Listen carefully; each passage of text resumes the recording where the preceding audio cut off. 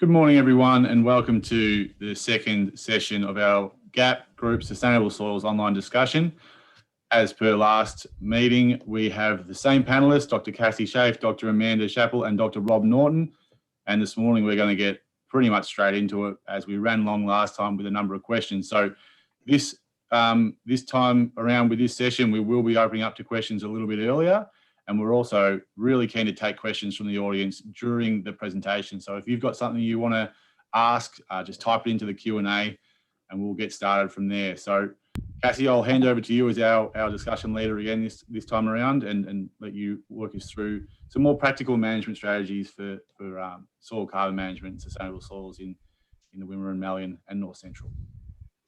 Thank you, Tom. And good morning, Rob. Amanda? Morning. Ready to roll? Okay, so looking forward to a lot more discussion this morning and appreciate that we went long last time, but I hope the discussion that we had and how we sort of talked through things was a value to you and started to make a bit of sense. So as Tom mentioned, please write questions in the chat as we go or flag them with Tom and we'll stop and address them. So last time there was a few questions around carbon trading and the value of carbon trading in our systems and more other questions around cover cropping and what that can do. Touched on a bit of the brown manure stuff and then looking at other, what other things we can do. So how we'll work through this morning is that we'll cover off on those two things around carbon trading and cover crops, and then we'll move into manuring and other options, and then that's when we like to really open it up for further discussion and anything else we haven't covered yet. So end of the day, trying to make sure that this is of value to you. So carbon trading as such isn't really around kind of the practices of building organic carbon, but as it's something that is becoming so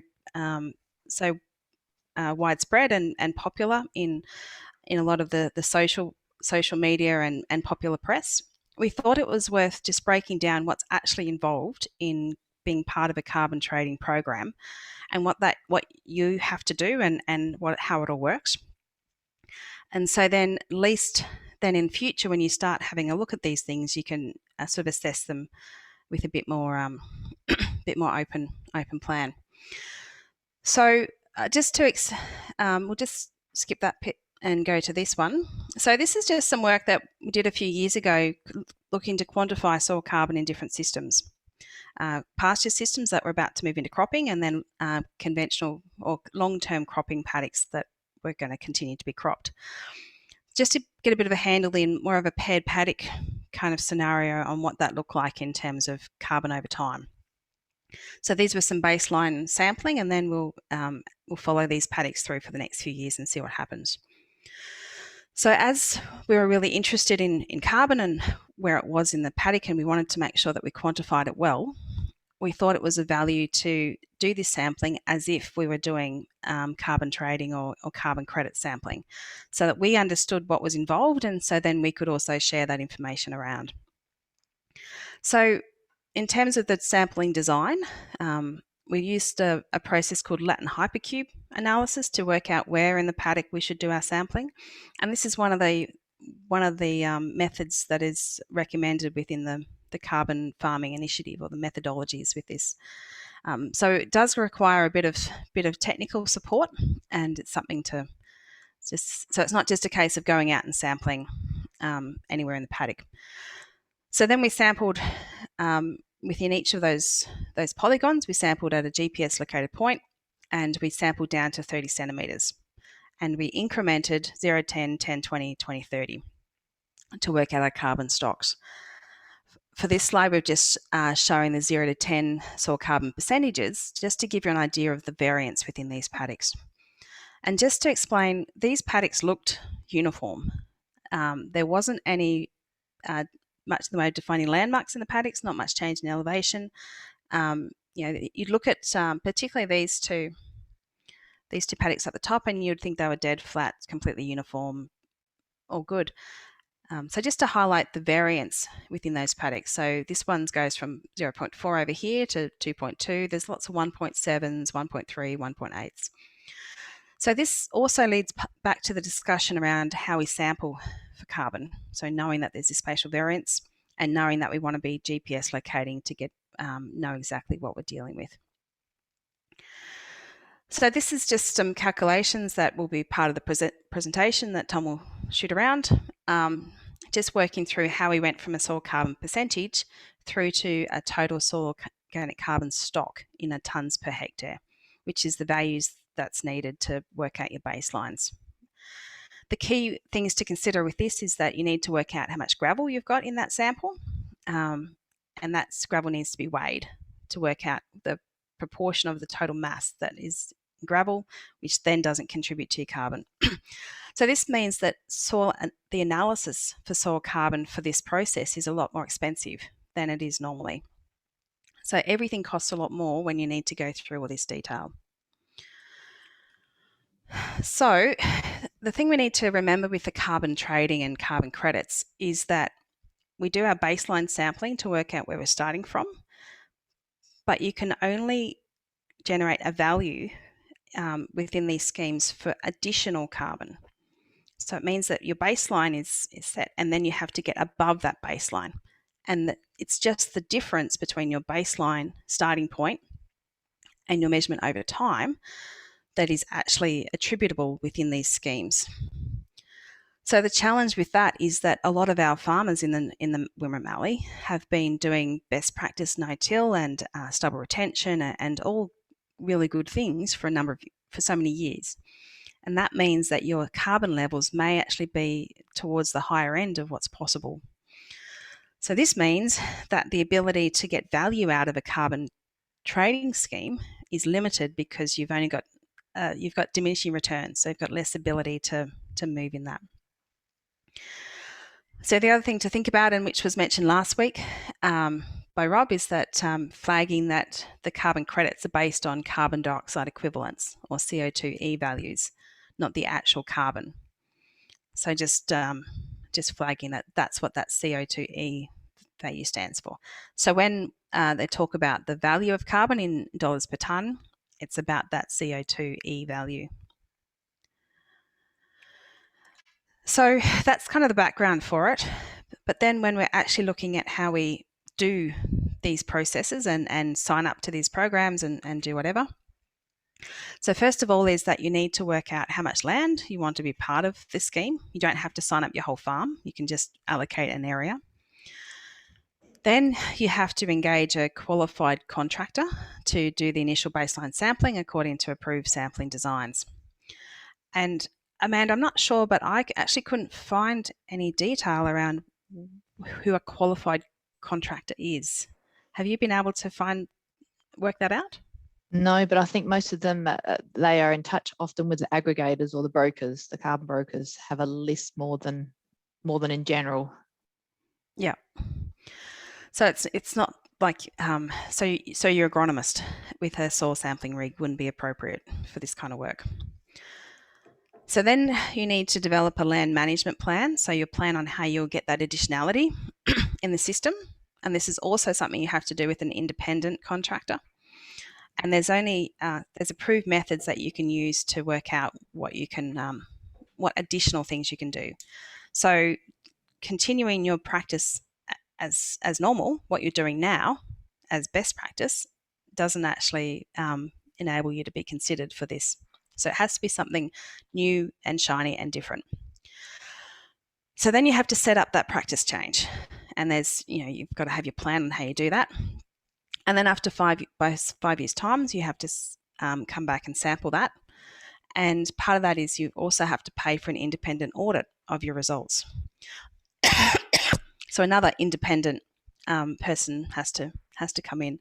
And these auditors can be KPMG, Deloitte's, sort of larger firms that they do auditing. They may not actually know a lot about your business. It's just for that, do the numbers connect to what's been done. And then if after these 5 years, if you've been able to get a measurable increase in your carbon values, then you can apply for consideration into the Emission Reduction Fund auction, which is when these carbon credit values are assigned. If you then tick that box, then you can hold on to those credits or you can cash them in at current auction pricing. So it's quite a big deal. So then we kind of look at, well, what does that look like in terms of value and tonnes of carbon per hectare, and kind of how many tonnes are needed to get an improvement. So if we just work on a bit of a scenario, if your baseline starting carbon, let's say on your surface, is about 1.5% as a kind of a higher level optimistic value, that will give you a total carbon stock of, well, in the soils that we worked with our bulk densities, of about 30 tonnes of carbon per hectare. Then if we assume all our gravel contents and bulk density values in that are maintained over that time, and we're able to get an increase in carbon by 0.5% in the surface with no change at depth over that 5 years, that's what we'll use to work out our tonnage. Now that's massive, I know. So 0.5 is way up there. The idea of using that value was to really look at the higher end of what's environmentally possible and see, well, can we get value at that amount? And if we can't, then anything less than that is kind of not really worth it. So we also assume that if you've been able to get to that 0.5%, then there's not going to be much additional carbon accrual over the remaining 20 years of a 25-year contract. So this might work out to be about an extra, 6.81 tonnes, or about 6 tonnes of carbon per hectare increase with that. So we won't go through this in detail because it is a bit brain numbing.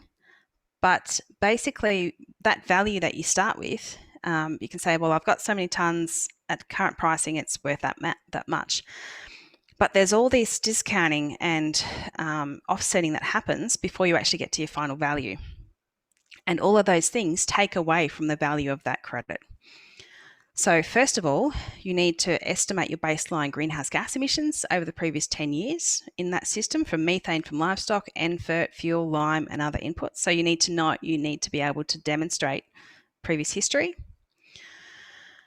Then you need to minus 5%, so that brings you back to from 22.63 tonnes of CO2 equivalents from that 6 tonnes of carbon. You then minus those historical emissions. Then you get another discount of 5% for uncertainty, just because that's what's done. Then you discount another 25% because it's only a 25-year contract, not a 100-year contract. And then you minus another 50% because all soil carbon projects have a 50% deferral from the first to the second sampling period, which basically accounts for the variation in carbon over time. Then if we assume a value of $16, then we minus our greenhouse gas emissions over that 5-year sampling period. Then we minus the carbon broker fee, which can be 25%. And then we don't end up with much at all. So the key thing here is I've come back to $54 a hectare, but I haven't calculated the historical emissions or the greenhouse gas emissions within that 5-year period, because I would just be making numbers up that just didn't do anything. So just demonstrating that even without minusing those off the equation as well, then there's already a pretty hard slog. So it's about $11 per hectare per year is kind of the value that you might get. And these are very rubbery numbers, and it's really just to give you something to work from. So the other thing that happens then is once you've signed over that increase of 0.5% carbon into a credit, then you've committed storing that carbon over that time. So this is a binding contract. So if then anything happens to that land during that 25-year period, which results in a net loss of carbon, drought, flood, fire, pest, animals, anything else, then the farmer needs to pay back that loss. So it's contracted. And then the other kicker is if the land is sold within that contracted period, the new owner either needs to sign up to that committed contract and keep it going, or the contract has to be paid out. So you can see in terms of land value, saleability and stuff, these are some pretty big issues that you need to consider if this is something that you wanted to go down. The thing that really concerns me about overlaying credits onto our farming systems like the Wimmera and Mallee, which is subject to really strong environmental fluxes, the heat, flood, moisture, dry, a lot of things that happen in our farming systems are outside of our control. But the challenge is that if you've committed that carbon in that system and you have to keep it, then all your other farm management decisions, like incorporation of lime or strategic tillage to address herbicide-resistant weeds or other activities, you're always going to be constrained by your carbon management overlays. So everything that you do on your farm, you're going to be worried about, oh, well, what does this mean? What could this mean for my carbon? So it becomes this really big beast that can potentially drive or influence other decisions that are in the long term would be good decisions for your farm management practice. Tom, does that make sense? It does, Cassie, because you've explained it to me in easier terms than that before, which is handy for me. I did want to touch on this idea of additionality and a change in your system. Has there been any work done or any modelling or understanding of what sort of cost might be associated with that extra carbon? So those practices that might be able to build your carbon in the soil, like 0.5% is massive. Very high. What would be the cost of that, do you think? Well, if you think back to last week, Tom, we talked about all the things that we need to do to build carbon and maintain them in our soils. So things like all our fertility. So we need to be holding additional nutrients in our soil to hold that additional carbon. We need to be optimizing our plant species and growth and everything else. But even just the nutrient cost of that could be considered to be quite high. I think maintaining higher organic matter levels for the health of your property gives you back so much more value. But in terms of that carbon dollar value, that would be a cost. I think the key challenge is that we know that within our carbon cycling in our farming systems that carbon levels follow the seasons. So we know that in years of high rainfall, our soil carbon values will go up a bit, probably driven by increased biomass in those years. And then as we go into low rainfall years, the soil carbon levels drop. So we know that even within our best management systems, we've got fluxing of carbon. And that's the risk, I think, in terms of this. And look, I guess the other things around additionality in what you do to do this is you can add materials, which cost, organic amendments, which also have a short lifespan and can be mineralized and lost as well. They don't hang around forever unless it's charcoal or coal. But there's the other things that you need to do, may or may not add productivity value to your system as well. And Rob and Amanda, is anything else? Yeah, I think, Cassie, that the thing about the nutrient side is that when you put organic materials into the soil, which is what we're talking about, you're not just putting carbon, but you're putting all the other things, nitrogen and some phosphorus and some sulfur, etc. To release that back, you need to oxidize the carbon. You have to convert it back by microbial respiration into to release the nutrients. And the carbon just ends up going back off as carbon dioxide via microbial respiration. So, the idea that you put it in the ground and it stays there it just doesn't happen. If you cultivate just microbes in the soil, will turn those nutrients over and release them, which is what we want. But the carbon will get lost to the system, back to the atmosphere. So then we really need to be maintaining those high net levels of nutrients in the soil to do that, which is is high risk as well, because what will end up happening is if we optimize that system, then our plant growth will be better. And so it may be that we continue to utilize and cycle more of those nutrients for plant growth, which means our system gets the benefit, but there's no guarantee that the net carbon values in our soil will be maintained, because it's such an active process, isn't it? Like we're talking about cycles and biological systems that are meant to be working. If you don't, the system doesn't really acknowledge or account for that it accounts for the variability in terms of discounting 50% of your potential value from it. But yeah, I think the fluxing is so high, and get the product, so we may be ramping up our productivity and our profitability may increase, but our carbon's not static. Amanda? And I think we're finding that in South Australia too. It's that catch-22 between building the function of the soil, which is what we want for productivity, for soil health, for building the microbes. But it does come with that flip side of that we have more microbes in there, we have to feed them more. So the more inputs we're putting in there, we are not creating a beast, but we're having this huge engine that's running, and we need to keep these inputs going too. So there's that flip side. I think it goes back to where, like you said at the start, it depends on what level you're starting at.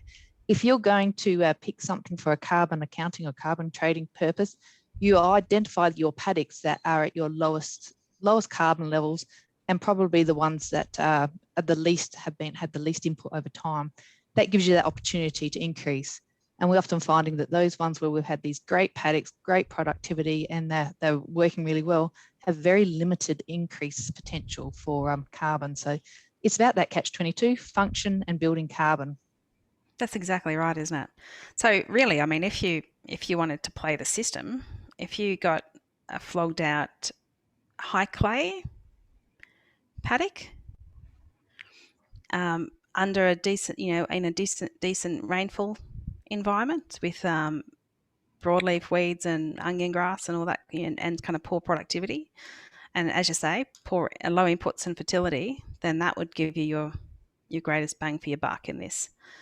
I guess the challenge still is that for 25 years, you have to commit to that, which means for 25 years at least, every management decision you make on that farm is going to potentially impact your fluxing of carbon. And if you hit a low flux time when your sampling point is, then that's going to reduce your overall value and potentially kind of bring it back.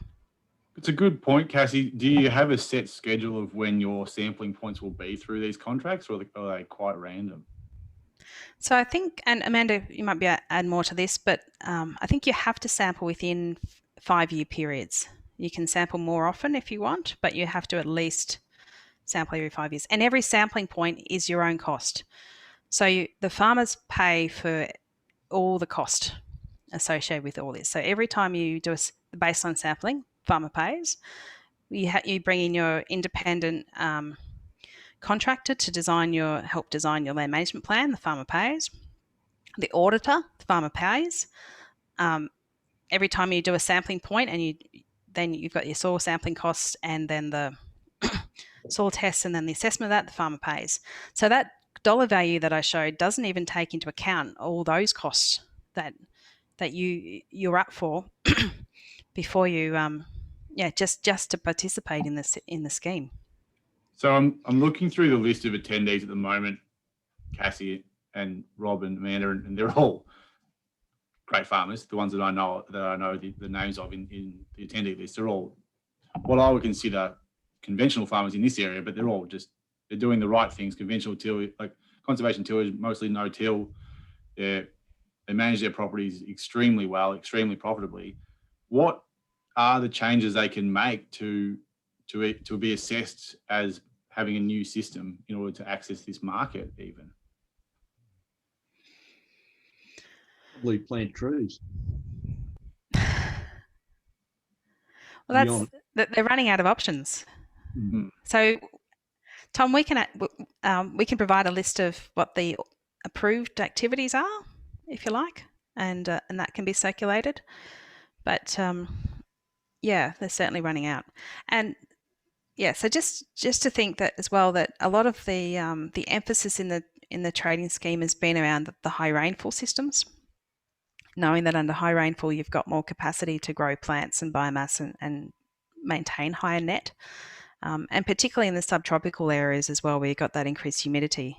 And generally, that in areas where that aligns with a heavier clay content, then you've got more capacity. Knowing that we spoke about last week on how soil type is a big driver of your ability to hold. So just because someone else might have done something, it may not relate to your system and your soils.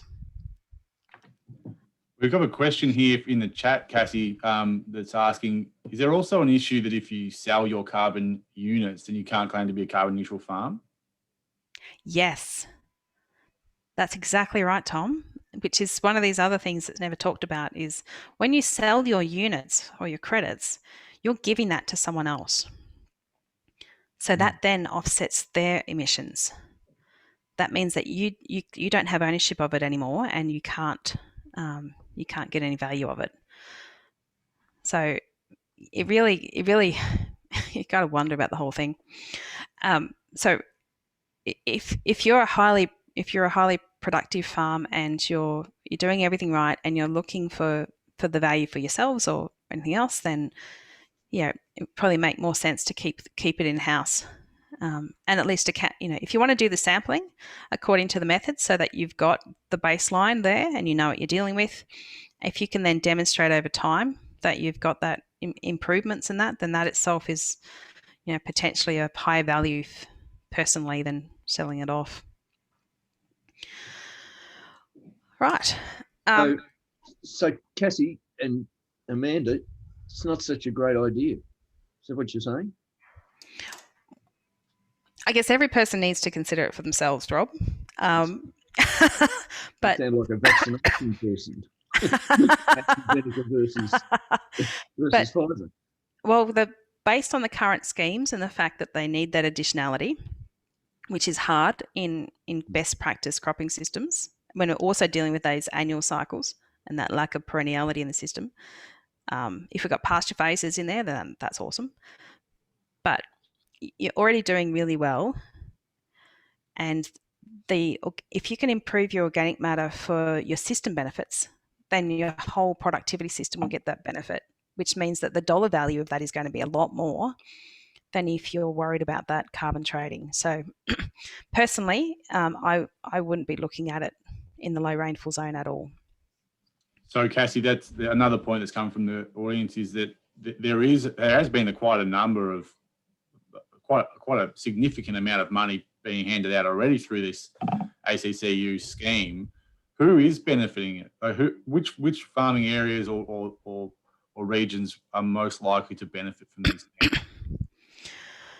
Well, so correct me if I'm wrong, Amanda and Rob, but as far as I know, the only credits that have been issued under the scheme for soil carbon is in Gippsland in Victoria. Yes. That's right, isn't it, Amanda? So there's a lot of projects in play, and a lot of the carbon accumulators and the brokers and that economy have a lot of commitments from farmers to increase. But we've only got one that's actually got a credit. And when you break down that system and look at all the different interplay of what's happening on that farm, reproducing that value on other properties is not kind of guaranteed. And as you said, it was a high rainfall pasture system that was totally renovating mixed species diversity, changeover, how that applies in a cropping system and what we can do. And I know in South Australia, we've found that often the cropping ones don't change in the lower rainfall, depending particularly on texture. Anything lighter texture, it can have a harder time to do so. As soon as we hit above that 500 mil rainfall zone, you start to have a bit more of an opportunity to grow more biomass, grow more roots, and you can do that. But that's a very limited area of cropping area that we have. So, and the ones that we have found where we have had a difference when we compare it to a pasture system, it's been those ones that have had the nutrition, like you said. So The areas that it might fit within cropping are if you modify your soils. So for sandy soils, some of our southeast Mallee areas have had clay spreading, so they've added clay to the soil so it can hold on to the carbon and protect it from decomposition. And that has worked in some situations, but it hasn't in others. And it's getting that water and nutrition right. So there are so many different complex issues about how we do it. It is a situation area by area basis, and you'd have to work out which ones suit your area. Yep.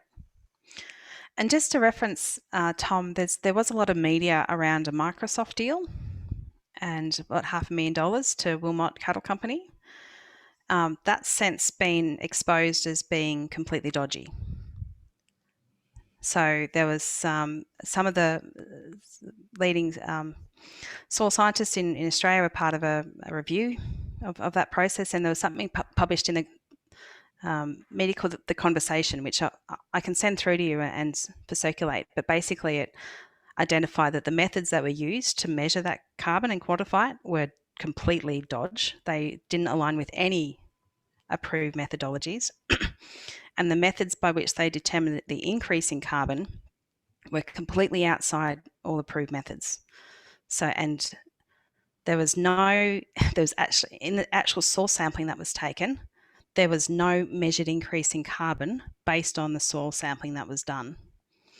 All the inferred increases were due to differences in spectral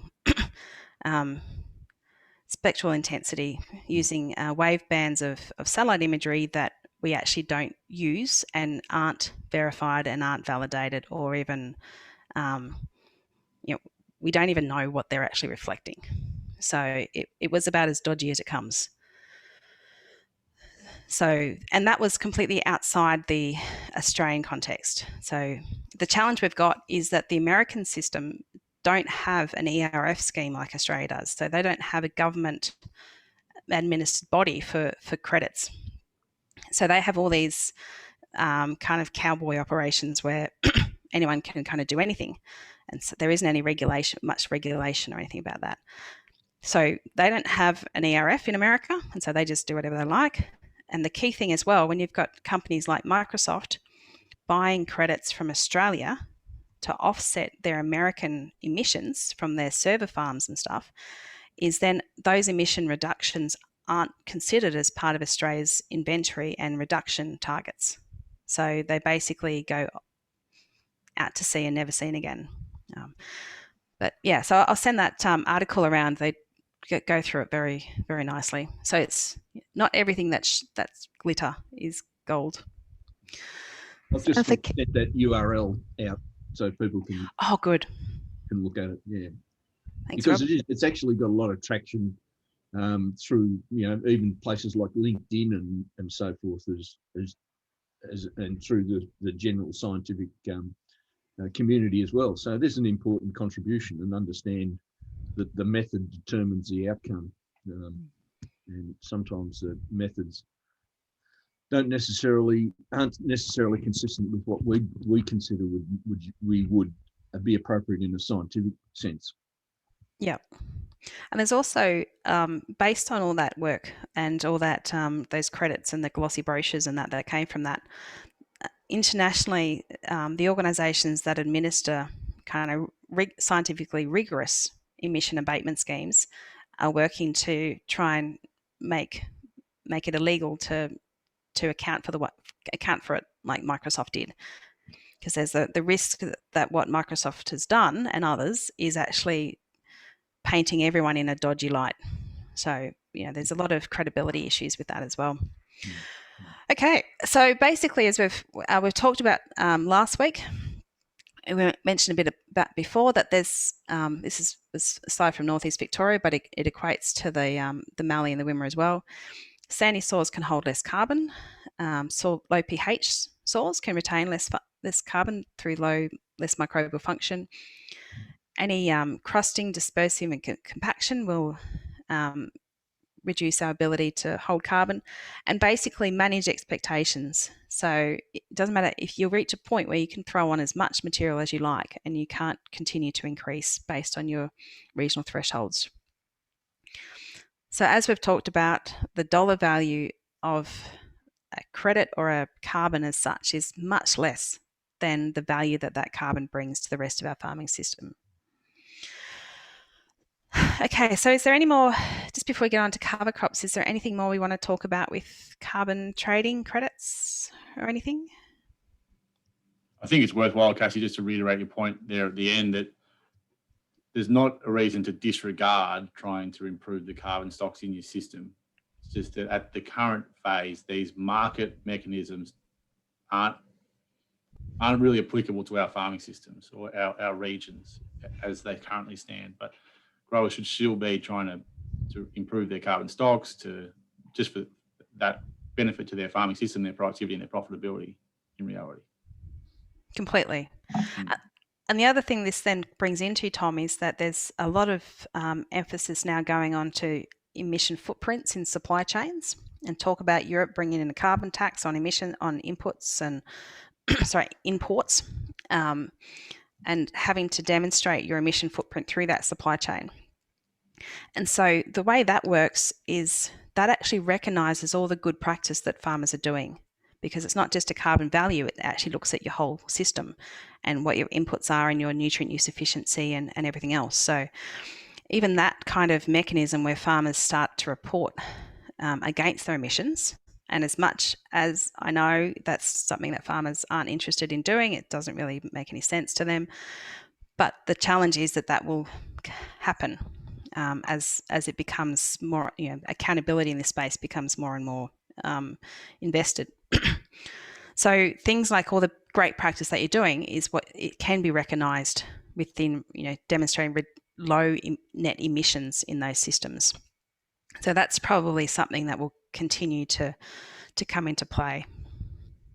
Probably the point I'd add in there, Cassie, is that farmers are very exposed to scrutiny at the moment in the food supply and the fibre supply and the energy supply chains, and there is a lot of interest and a lot of top-down drive about footprinting, and not just carbon, but water footprinting's been around for a long time, and nitrogen footprinting is also quite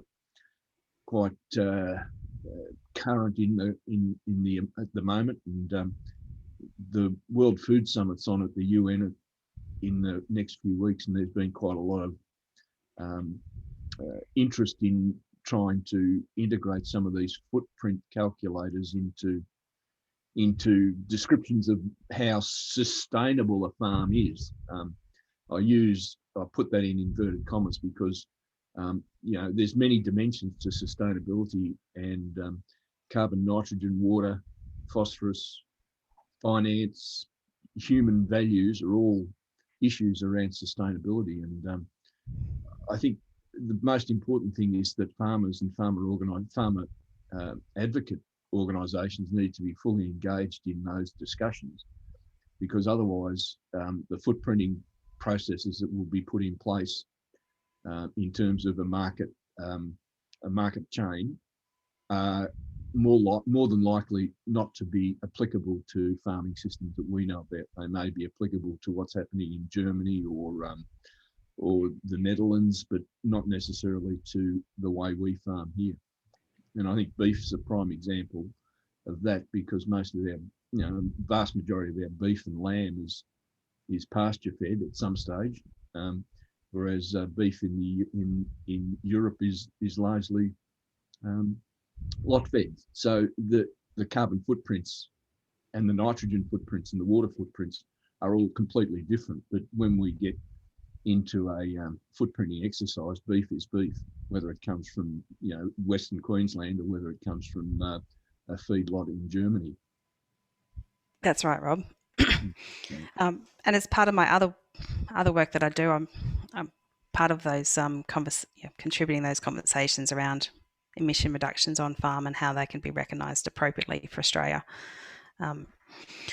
But yeah, that's something that I think we need to make sure that there's farmer engagement all the way through those conversations. Otherwise, it's a one-way street. Farmers give data, which in itself is a big deal, and then other organisations get value from that. So system needs to be such that there is that feedback that farmers get high value from contributing to something like this. And I could diverge and talk about something else that I'm involved in called the Cool Soil Initiative, but we'll leave that one alone because that's a whole new world. But there's certainly a lot happening in this space, and looking forward in the next few years for the Wimmera and Mallee potentially to be part of some cool stuff in that. Anyway, so let's move on to cover cropping, which is something that has got quite a bit of airplay in the last few years, and has kind of just appeared in our on our scope. I think through Vic No-Till and others leading the way in this space, but certainly we thought it was just worth to take a step back and have a look at where it sits in the system and where it came from as well. So the key thing to think about is that cover crops originated from the American system. And one of the reasons why they kind of came into being and became a big deal is that a lot of the farming systems managed in such a way that the crop is removed near the soil surface just before winter when it gets really cold and snows and everything, and then that soil is exposed for a long period of time before the soil warms up again and things are sown and off you go. Particularly in the corn system, where a lot of the corn is cut for silage for cattle feed, and that's really kind of cut right on the surface and taken away. So what's happening is that the high nutrient inputs and the high soil exposure in these systems meant that as a lot of the states drain into, there's really good drainage, rivers and etc., that a lot of those nutrients and soil particles that are moving into rivers, which then move into bigger rivers, which actually meant that a lot of nutrients were ending up in the Gulf of Mexico, which resulted in a heap of what they call dead zones or hypoxic zones, where for a period of the year, there would be nothing growing in that area. So completely zip. Because what you'd have is all this high nutrient loading, you get excessive growth of seagrasses and eutrophication, a lot of algal growth, use up all the oxygen, and then there'd be nothing left for the rest of the system. So this was becoming a really massive environmental problem. And I sent a paper through to Tom that he might be able to circulate, just kind of outlining this in a bit more detail. But so from the American perspective, they had a massive issue around nutrient transfer into the rivers, and what that meant from a massive environmental issue around the Gulf of Mexico and the outlets from other rivers in the States as well. So this is a really big environmental deal. Now, also remembering that generally the American systems didn't have that conservation agriculture adoption that we had, 20 plus years ago. So a lot of American farmers missed the evolution of no-till, stubble retention, kind of all the really good practices that have been in place with us for many years.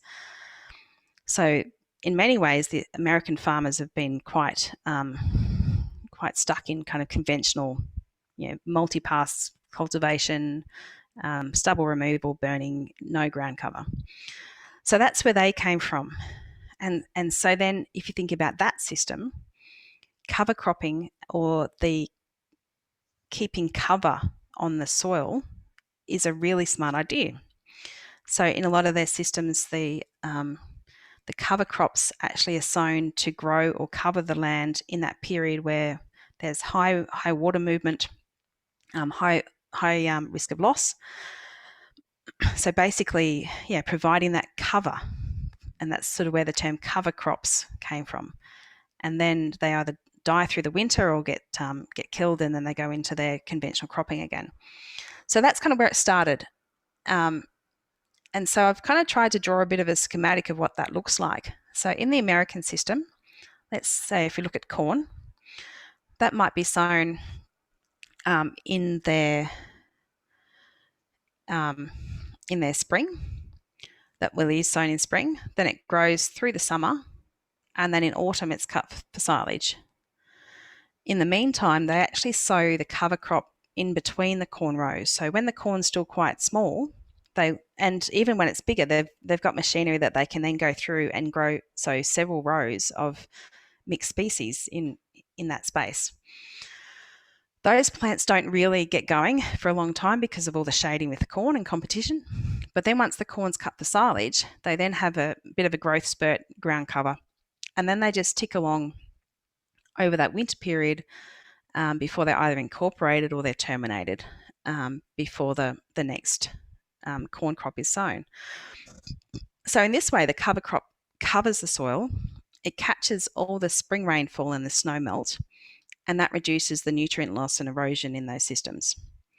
So yeah, having a few years ago, I had the opportunity to stand in a cover cropping field experiment in Vermont and to talk through how all this worked. And suddenly the light bulb moment for me was around the fact that it completely makes sense for their winter to be protecting the soil. If you look at our Southeast Australian systems in our temperate zones, the Wimmera and Mallee area and Northeast Vic and into South Australia, we've got our wheat sown in our in our autumn, growing through the winter, through the spring, and then is harvested in the summer. Don't take these exact dates as gospel, it was just kind of a bit of a schematic. Then over our summer and autumn, if we, according to best practice, we maintain our stubble cover in that system. So we've got our cover before we go into our next crop. So we can talk about this further, but first of all, Rob and Amanda, is there any comments you'd like to make on that concept? Is there anything I've missed or anything further that you'd like to add? Amanda? No, I've just got questions going through my head because I think that's a really good point about what we're capturing, what our stubble does as a dried plant compared to what a green would do, and the factor around water. They're probably the questions that we hear the most, and I was just hoping that you guys might answer that or expand on that as well, and just what thoughts are on that. One of the things, Cassie, that and Amanda and everybody that is discussed about cover cropping is that, you know, you've got to have something alive in the soil to maintain the soil biology through our, or in the US, through their autumn and their fall and winter, and in our situation through the summer and into the autumn. Just, do you want to just discuss that issue of having a soil that's alive with something growing in it, or are our soils dead over the summer? So I would say the wonderful thing about the microbes in our soil systems is that they evolved within these systems. So under hot, dry conditions, they don't die. Well, you get some death, but there's still a very strong active microbial community that just basically, you know, shuts down, low activity, low function, and just sits until it rains again. And we can tell as soon as it rains, we get that flush of plant growth, that flush of microbial community, community activity. So it's not a fact that our microbes can't handle the summers. They're very well adapted to that. It's the fact that they're just kind of taking a break and basically going to the beach for a while until it rains. And so I guess my personal experience from cover cropping trials that we've done is that it can see first of all, I say that in systems where you can see a fit for them, and the logistics and the operations can be done to do the cover cropping. I know that there are farmers who have tried it and have been really happy with what it's done for their systems, and that's something that they'll continue to do. And so I'm not going to say that it's something that can never work. The only thing I will say is that based on the field trials that we've done with cover cropping is that we know that most of the cover crops that are used are C4 plants, which are very efficient at extracting water and nutrients to depth. So we've measured depletion of soil moisture down to 60 centimetres. And this is over a 6-week growing window. So basically, we've only been able to sow the cover crops in early February because there hasn't been any rain after harvest. And then they're terminated in middle of March. So over 6 weeks of growing in these C4 mixes, we've seen quite strong depletion of moisture to depth and depletion of soil nitrogen. We also haven't measured the cycling of how other nutrients might have moved from depth to surface as well through that. But so we do know that they do dry out the soil profile. There has been some talk that then having cover crops means that the soil re-wets more efficiently. I haven't seen some good data on that from Australia to date. A lot of that is anecdotal, and I'm not saying it doesn't exist. But so there is a chance that the profile may re-wet better with cover crops. But the challenge that you've got, and something that I really struggle with, is that if you're drying out your profile over summer, assuming that you had some moisture there to start with, and you're using any summer rainfall events that happen to grow that plant, then to me the risk for your cash crop coming through is higher. So you've increased your uncertainty around if you've got enough rainfall to make it through, because then you're really relying on that in-season rainfall to do the job with your crop that brings in the money. And that's the key. Yeah. I think part of that thought process is the degree of water limitation versus and the degree of nutrient limitation, and in fact disease as well, because some crops can carry that green bridge of disease over over the summer, and that's not such a great idea. But the most of our systems are sort of in the Wimmera and Mallee are probably equally water and nitrogen limited. So that means if you run out of water, you'll not get the nitrogen benefit, and if you increase the nitrogen, you need more water to service that extra demand that the nitrogen's given. So it is very much a playoff, and the concept of undersowing crops is old. It's something we would have done with barometics or subclovers in the acid soils, where in fact we sort of did get a kickstart on the cover crops, or on into a pasture phase. And so that's the idea is not new, but a lot of that went out because of issues with herbicide management, difficulty in getting enough biomass to establish early with your crop when it's in competition with the legume, and so on. So degree of water limitation versus degree of nitrogen limitation often will set it. And in fact, in the high rainfall zones, using cover crops might be a great idea to deplete some of the soil water and actually have the bucket a little bit more empty as we go into the winter. And we did some work with Southern Farming Systems looking at that issue, and we sort of scoped out a project using relay cropping or undersowing or inter-row sowing with various crops. And in that situation, it's probably not such a bad idea. But when you get so water limited up where we are, it does present risks. So a couple of questions coming in, Cassie, around that sort of the trade-off between having moist soil over summer by using a fallow or a living root system. Is there data around that from a microbial standpoint? Like, are you better off having moist soil over summer by maintaining good fallow practices, or will microbes multiply and increase in number through a living root system that utilises that moisture? Obviously, the effect on your cash crop the next year is going to be drastic in a water limited environment. But if you're purely looking at it from a microbial point of view. Look, there's been quite a lot of work in that last few years, and in replicated fieldwork under the soil CRC, but to date there's been no conclusive, no differences in microbial functional populations between cover crop, without cover crop. And we went to town. We've tried everything from, this is some work that I was involved in. So we did some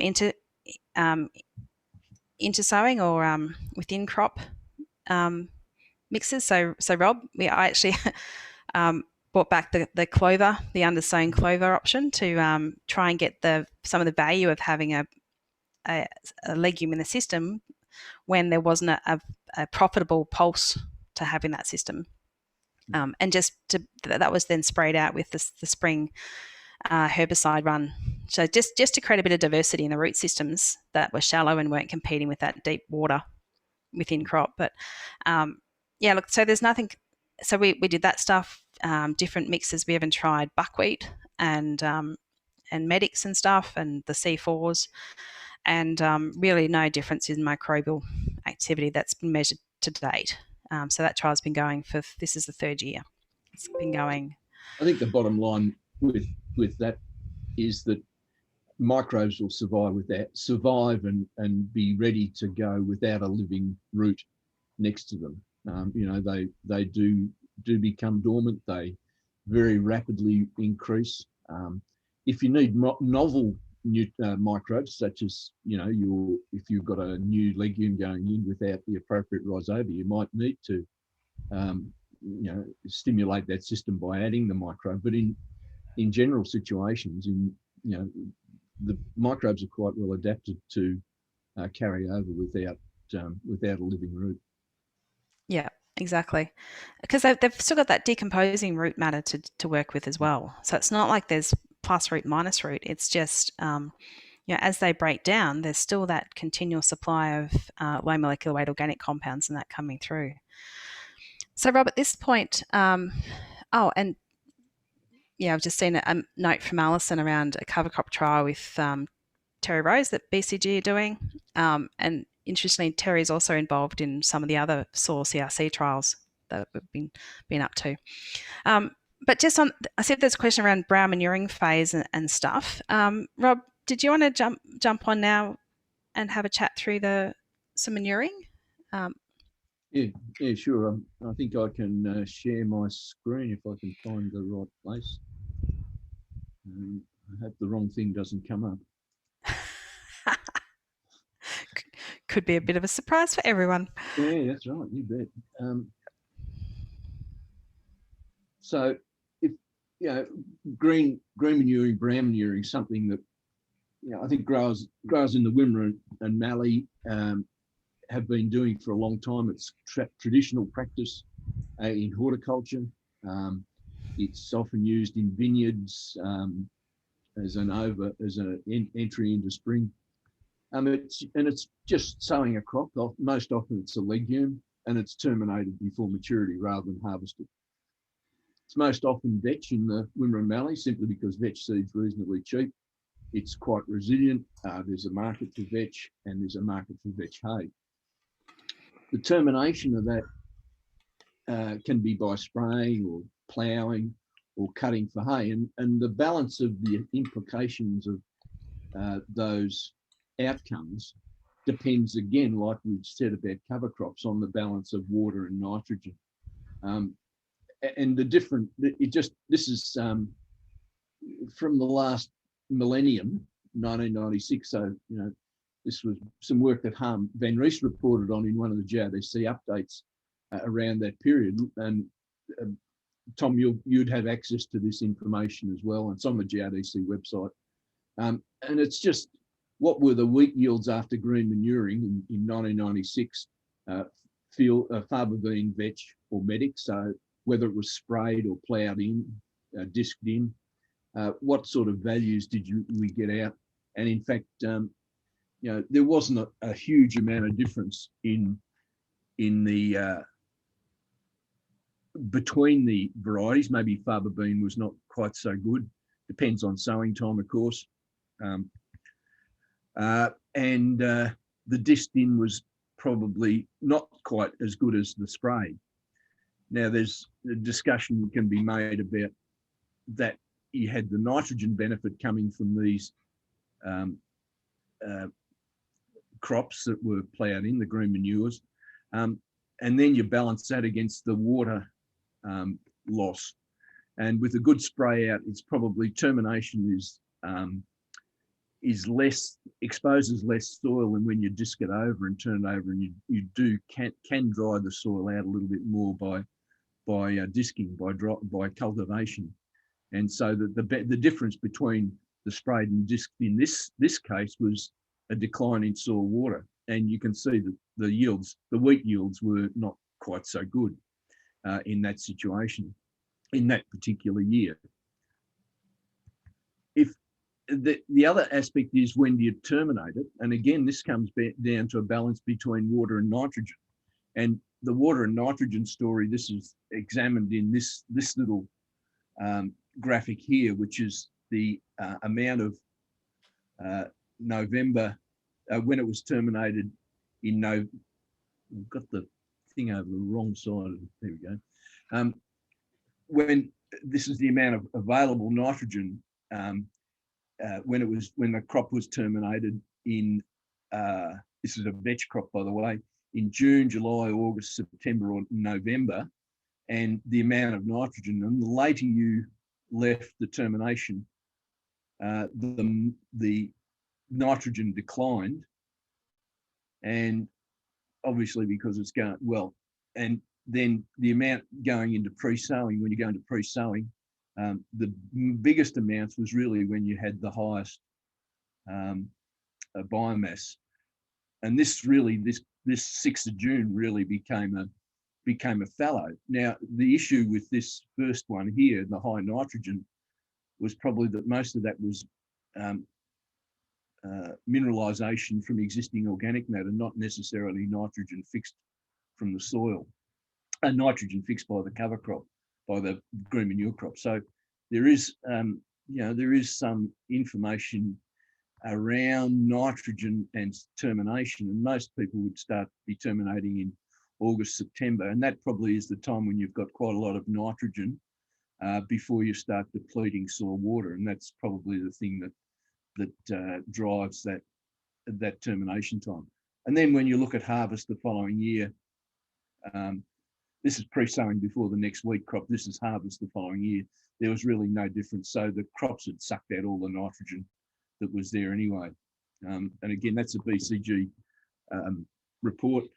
You can also look at the, there's a GRDC has a nitrogen reference manual that you can get online. Just Google that, nitrogen reference manual for the Southern Cropping Region. And that'll give you some information about green manuring as well. And you can also look on the GRDC websites about some of this information. But again, the benefit in terms of green manuring to me is in water, the balance of water, nitrogen, and weed control. Good weed control with a herbicide versus not so good weed control, maybe with a disking. It's always a balance between the season. If you're trying to conserve water and it's a dry spring, you're not going to get any effect. But any water, water carryover will be important. When you've got nitrogen from the legumes, that becomes a biomass implication. So, and if we talked about that in terms of carbon, just using some of Cassie's figures, if we had a really good vetch that we were ploughing in, 6 tonne of biomass, give you about 3 tonne of carbon and also about 1/4 of a tonne of nitrogen. That nitrogen's worth $250 a hectare, the fixed nitrogen. And please, Cassie and Amanda, tell me if my numbers are wrong. 1% organic soil carbon, top 30 centimetres, 1.3 bulk density. You have about 30 tonne of carbon in that soil. And so what you're adding is about 10%, but to release that $250 worth of nitrogen, you have to, the microbes will mineralize that organic carbon and release that nitrogen into the soil. So You know, what you're doing is you're just adding the turnover. And probably the best thing you're doing there is actually saving some of your existing pool of carbon, existing pool of nitrogen, existing pool of organic nitrogen. So that's sort of my take on some of the green manuring. But it certainly is a balance. Timing's the most important thing in terms of timing's the most important thing in terms of balancing your water and nitrogen. Hay cutting will tend to deplete water more, and you'll also export a lot of the nitrogen in the hay as well. So it's a good way to get good weed control, to have maybe a short summer fallow, and certainly to input nitrogen by the organic materials that'll be grown, and then that nitrogen will be released. And probably the figures say that about half that nitrogen will be released in the first crop, and the subsequent the other half over the next 2 or 3 crops in the Wimmera and Mallee.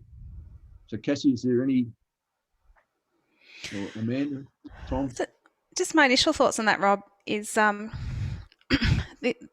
benefit as well of increasing your organic nitrogen contribution into that system, as well as your mineralised down, is your ability to clean up and more efficiently capture your stubble from your previous years as well.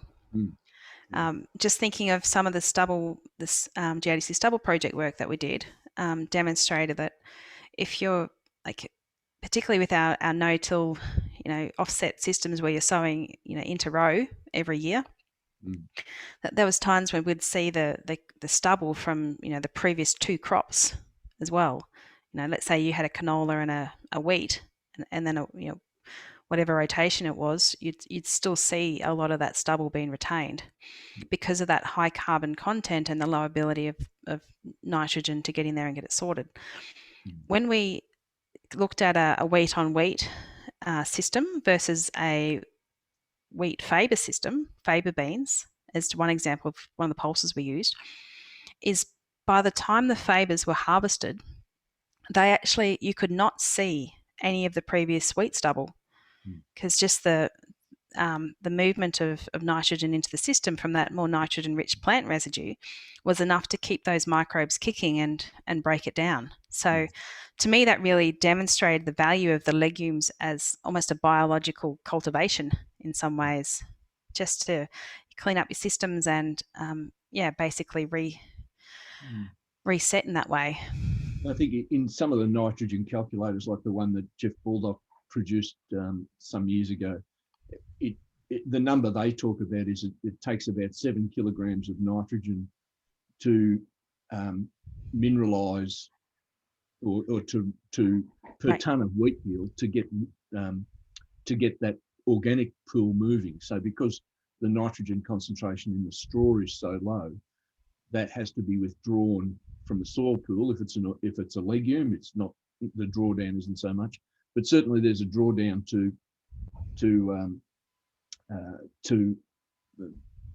fixed carbon, if you like, into organic pools, into organic matter. But the amounts aren't very great, and ideally we'd like to release that back and have the nutrient come back into our system. But so basically what we're doing is by bringing the legume in, we're providing that nitrogen that's needed to break down the carbon, and because we've got adequate nitrogen, the breakdown of that straw is a lot more efficient. So we can actually pull more of that straw carbon back into organic matter rather than most of it being mineralized to CO2. So I think there's some really cool stuff we can do with legumes, and get a bit creative in how we place them in the system. I think one thing too that we were finding when we were incorporating deeper, so not that this might suit all systems, but we would often see between 10 to 15% loss of carbon in the topsoil, but we would see the increase that's occurring down below 10 to 30 centimetres. And that's more protected because microbes aren't as active in that area. So even though you may have seen a loss in the surface layers, you were actually getting a building up of carbon a bit deeper, and that's often the depth that we aren't measuring as often. So that redistribution of carbon and how it works is interesting too, and what manuring practices there might work in your system could be interesting to follow. And it probably comes back to that point made in the first session, Cassie, around that sort of prescriptive cultivation to like a one-pass cultivation at a defined time, to know that you can put your lime in the soil and all those things that need to be incorporated. Probably that sort of strategic tillage is something that we can think about as a management practice moving forward.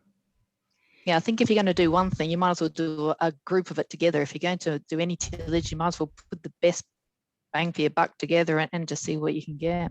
That's exactly right, Amanda. It's like stack benefit, like plan that tillage event for maximum value in that time. Yeah. And there can be some work around the economics of that as well, understanding where that time sits, what phase in your rotation and things like that. So yeah. And I think there's been some good work around the economic value of brown manuring as well. Even though you can see it's something that initially you take a hit on because there's no yield in that year. What does that look like in terms of the system over that 5 to 7 year rotation? Reductions in fertilizer requirements, potentially increased soil structure and the physical benefits you get when you get that kind of mat of decomposing material and all the fungal networks that come from that as well. And even with this project, we've currently got alongside Terry Rose from Southern Cross University on cover crop input in the low rainfall systems. We've sown a few extra trials of multi-species things that we're going to actually do some termination work on. So green manure, brown manure, and green manure in 2 different ways, where we actually crimp a roll of the thing and try and make that mat. Obviously, there's some pretty severe implications with sowing through that the year after, but how that works in the system as well, which we hopefully will get some interesting data out of. Yeah. Now, also with that, there's some work around parks. Colin McMaster from New South Wales DPI is doing some cool cover cropping stuff. He did a project with GADC and had a heap of neutron probe moisture stuff going on. But he did some really nice economic work around cover cropping. And this is even, up around parks where you've got that kind of more influence of summer rainfall as well. And he very clearly was able to show that the only economic benefit of having a cover crop in the system over summer, when your cash crop is still your winter crop, was if you were running livestock, which is a bit of a no-brainer. So if you've got livestock in the system and you're able to use that any biomass grown over summer to keep your feeding your animals, then obviously there is economic value. If there's no animals in the system, over that whole system economics piece, that he wasn't seeing any longer term economic value. So I've got a question from the audience. It's Cam Taylor. I can actually get him to ask it live if you'd like. I'll allow him to do so. Cam, would you like to ask the panel your question, seeing as it's got some codicils? Can you hear me? Sure can. Yeah, just got some situation down in the stall area where we've got acid soils that probably prone to erosion risk, and there's rocks on the surface, so like harvesting low is probably quite hard as well for a cash legume crop. I think our only option is realistically a brown manure of some sort. Is that what the thinking is? And if I was going to do that, what legume would be best suited for that on an acid soil? Probably, Rob, Amanda, go in a sec. I would say probably your first point of call would be to address your acidity, because if you don't get that sorted first, then you've got a lot of limitations in what legumes you can grow, and the rhizobia aren't going to function well under acid systems. So I would say if we look at the most limiting factors in that, probably the acidity would be the key issue that would be wanting to address, and then look at bringing a legume in as a brown manure. And knowing you've got rocks in your system with an erosion risk, incorporation of lime might be a challenge for you. So in that case, you'd be looking at with your liming rates, that you'd need to bump those liming rates up to make sure that that you've got enough there to address that. So we have grid sampled and a variable rated lime and gypsum, and then we've applied more lime. So my theory is, instead of incorporating it with a disc or something like that, just utilizing the seeder as the incorporation and applying lime each year to get that incorporation. So that's where we've started for a start. So we've done 2 years of that, and now, yeah, in a couple of more years, we'll be probably looking to put in a legume into the system. Great. So, Rob? Yeah, no, there's no easy solutions. Sorry, Cam. But yeah, I think working out the best option in terms of the legume, once you've got the pH in the right scale, and the subsoil pH as well, of course, which is the difficult part. Topsoil you can amend reasonably easy, but subsoil becomes quite a challenge. So yeah, I might even be thinking of the obvious one in high rainfall zones is beans, favour beans, but maybe they have problems with nodulation, particularly when it is 5.2 or so.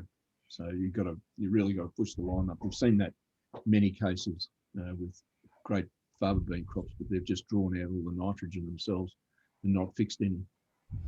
So that's a really good point, Rob, around, just because you see a pulse crop grow and it looks okay, doesn't actually mean that it's nodulating well, because if it's not nodulating because of that low pH issues, then it's just going to be pulling more nitrogen out of the soil, just like every other crop does.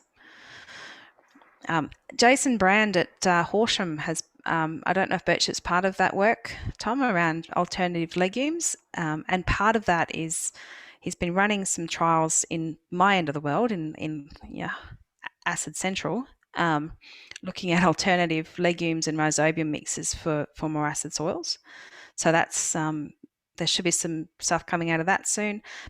And also something else that they've been getting value from is the use of prilled lime going down the tube with the legume seed, knowing that, or just in a boot below the legume, knowing that that isn't going to amend your bulk acidity in the long term.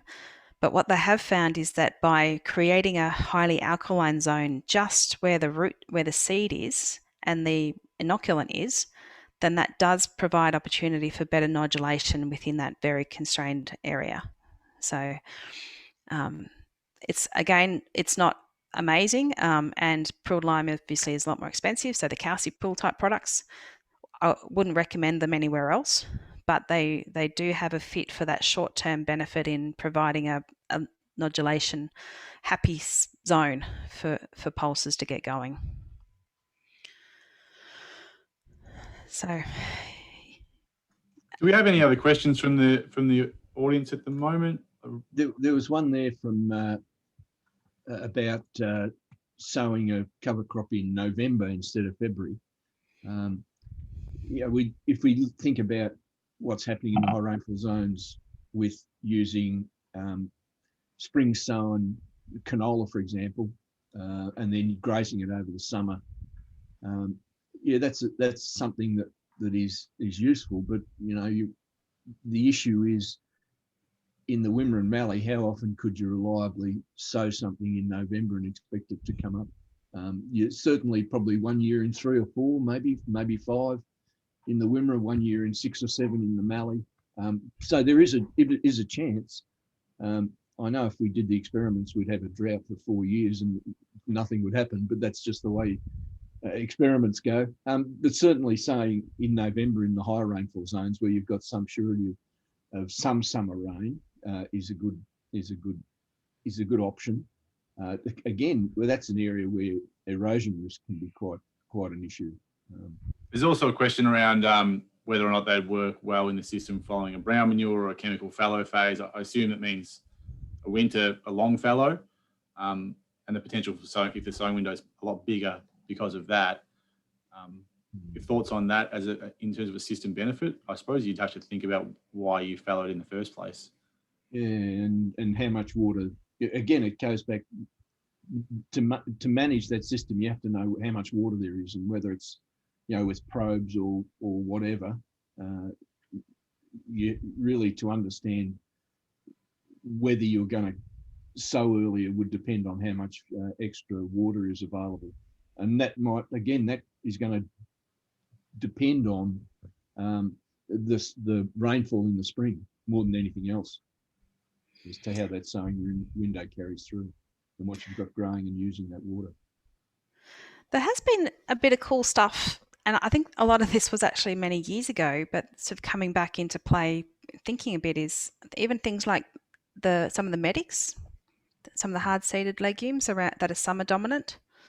Even if you were to, and I don't know how this would work or not, but if you were to look at using something like that as a cover crop per se, but because they're hard seeded and they just won't germinate if they don't get the rain, that then if they're built up in the system to then grow over summer and go dormant over the winter period when you're sowing your winter crop, and then if they get an opportunistic summer rainfall to then establish again over the following summer, something like that might be of value, because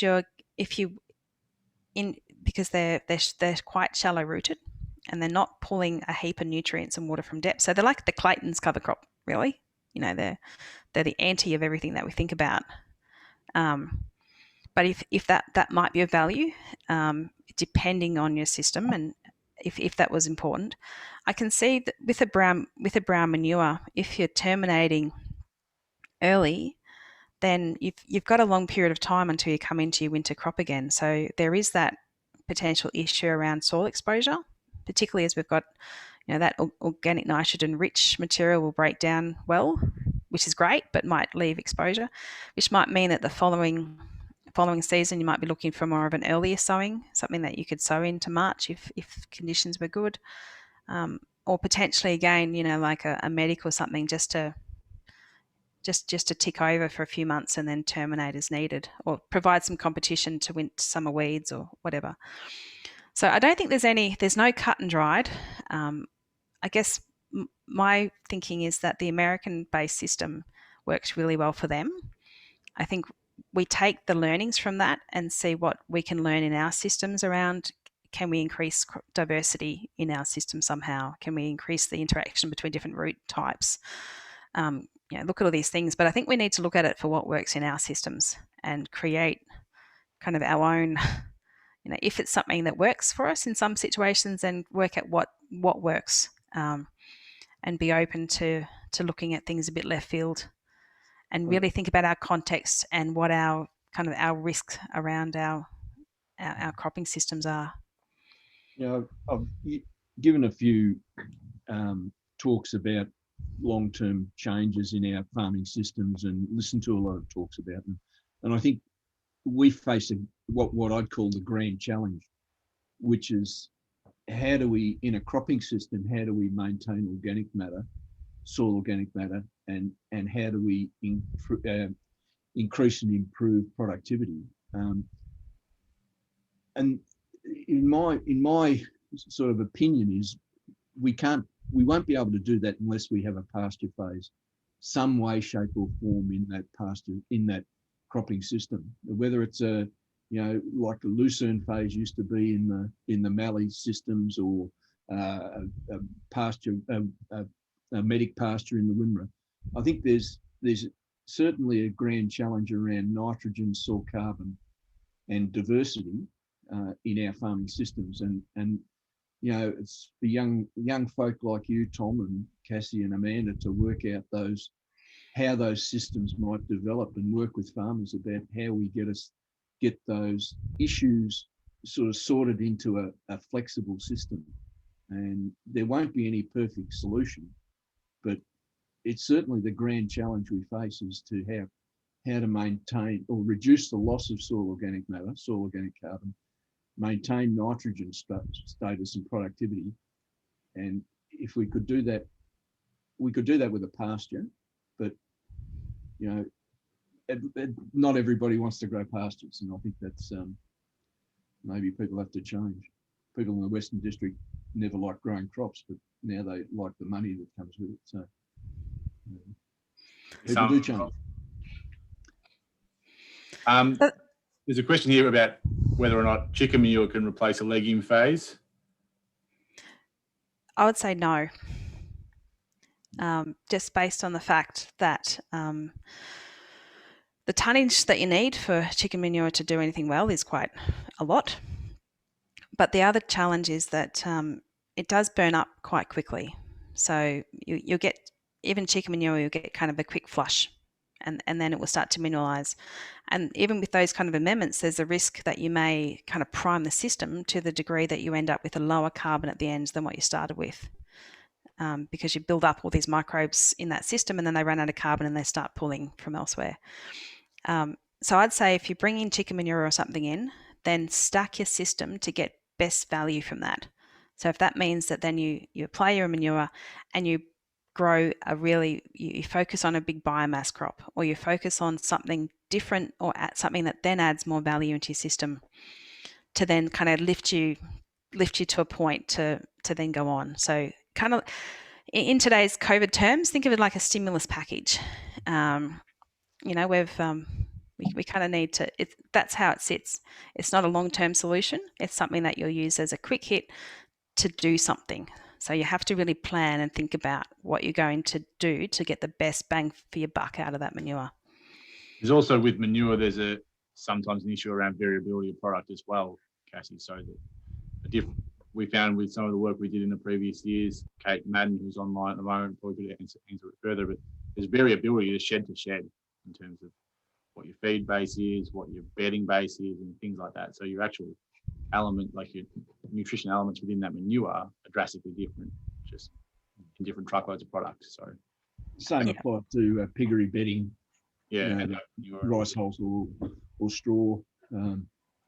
It becomes quite, again, and composts as well. All those issues, all those things are biologically variable, and they do have some value, but as soon as you've got a carton more than about 5 kilometres, you start to look at a lot of mass or a lot of volume for not much nitrogen. If it's 1% nitrogen compared to urea at 46% nitrogen. So yes. Yeah. Amanda, did you want to say anything? I know we have to finish up shortly. No, I'm in agreement with everything that we were saying. I mean, I think the compost and that tailored compost is becoming a real thing that's happening. The composting is coming ahead leaps and bounds, and I think that will be a really interesting change in the next 5 years, probably, about what we'll have available to put out on a broad acre scale. But it's an exciting space. We're learning all the time, and that's the thing. It's going to be testing and trying in your own areas. It will be the hard part. Yeah. And there's some really nice new technologies in the organic space as well, around dewatering and kind of preserving the benefit of the carbon without all the water. And torrefaction is one process different to pyrolysis, but there's a few different technologies coming through to take the value out of the product without all the water weight that comes with it. So could be good. Well, thanks very much, Cassie, Rob, Amanda, and everyone as well for joining us online. I think that's been a really good discussion. Hopefully we can have a few more of these down the track if we get a little bit more time available to us, or meet up in person as well. So if anyone does in the audience wants to chat about anything we've talked about today, or find some of those resources, just get in touch with BCG at our info box, and we can hopefully try and facilitate an answer or a finding or something like that we can help you out with your own system. That's what we're here to do. So thanks very much, guys. I'm off to get my second Pfizer jab, speaking of vaccines, and we'll see you all later. Thanks very much. Thanks, Tom. Thank you. Thanks, Cassie. Thanks, Amanda.